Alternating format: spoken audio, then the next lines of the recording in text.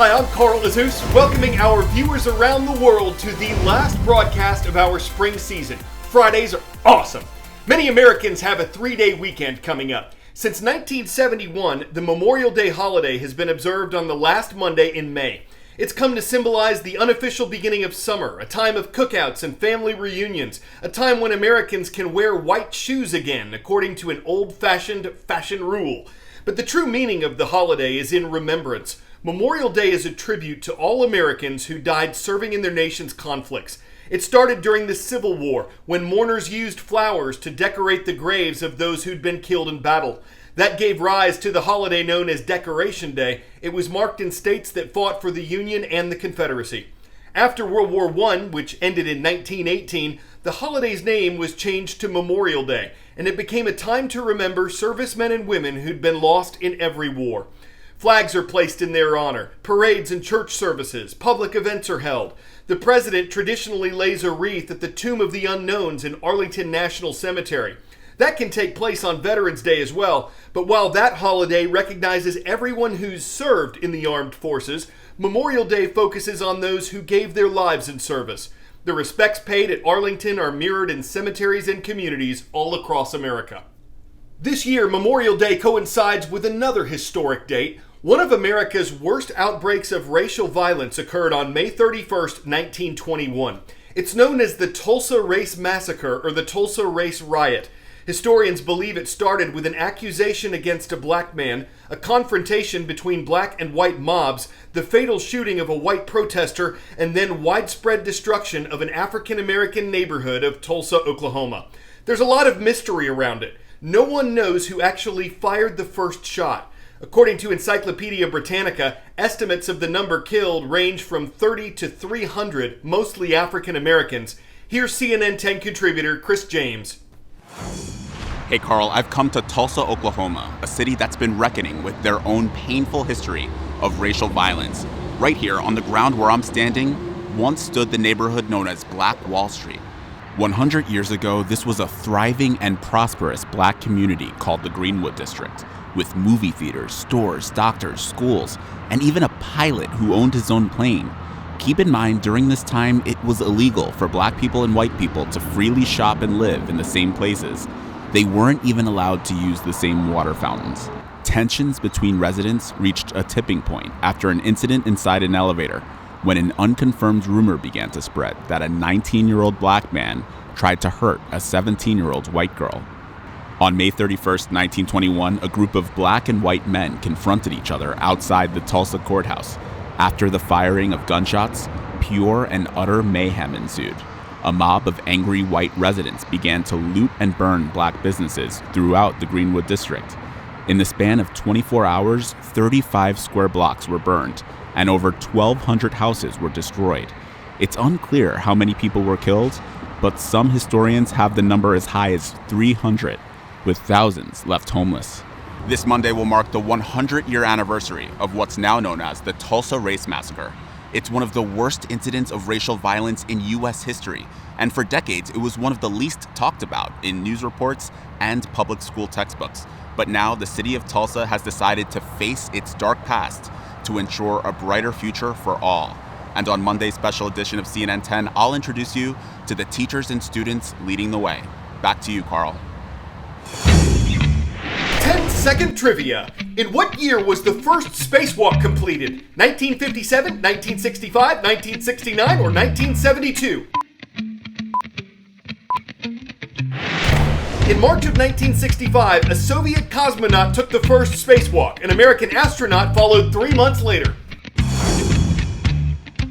The anniversary of that is next week on June 3rd. It'll mark 56 years since astronaut Ed White took a walk in space.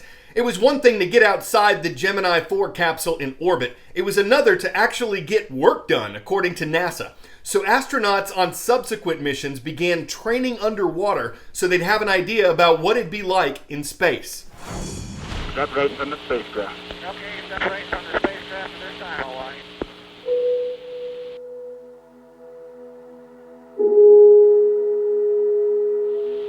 And you do your best.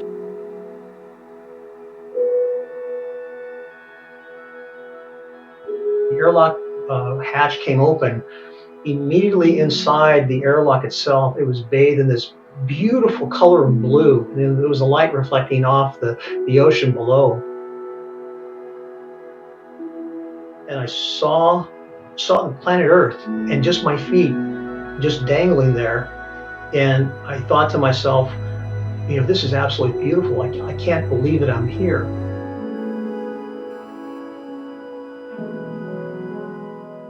And then I said, okay, we got work to do. Okay, and then at this point, we'll just have you go towards your feet between the modules.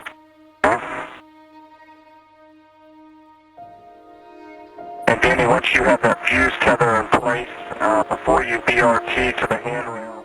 The process associated with actually going out the door begins months beforehand. Ready for you to do your next step. Okay. Understanding the choreography of what's going to take place over an 8-hour period. What are the technical challenges for that particular activity? Okay, Pat, you're ready to BRT? I am. You can BRT to... You are your own self-contained vessel. You have your own oxygen system, your own power supply, your own communication system.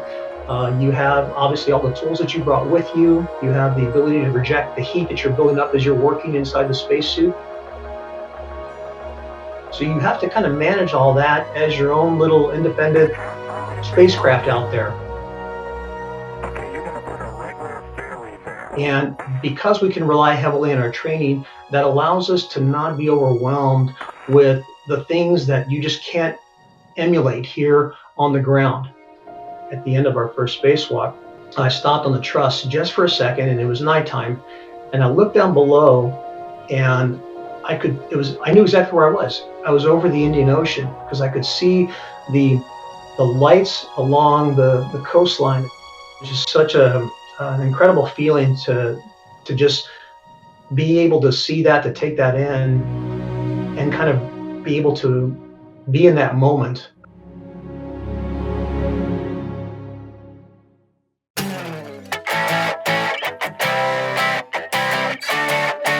Quick, name the world's largest carnivorous marsupial. If you said Tasmanian devil, you're pretty smart. Usually you'll find these things on the Australian island of Tasmania. Conservationists say they used to be on the mainland but died out because of disease and competition from dingoes. Anyway, efforts to reintroduce them to the continent are making progress. A wildlife sanctuary says 7 Tasmanian devil babies were just born in the Australian wild. Of course, this isn't good news for foxes or feral cats. They don't want Taz back on the mainland, especially if they're carrying pouches full of babies that may not play well with the kits. But those species that don't mind another pupping back in could find themselves having a great time. It's always a joey when you're kidding around and having fun, and if it continues, it could lead to Tasmania. On that note, it has been a joy to bring you the news throughout a crazy academic year. We are so grateful. It is such a blessing to have the best audience in news, and we hope you have nothing but good news throughout the summer. Shout out goes out to Flagstaff High School. Thank you for watching from Flagstaff, Arizona. I'm Carl Azus. We will look forward to seeing all y'all again when we return in August, but until then, Taz all, folks, for our spring broadcasting season of CNN.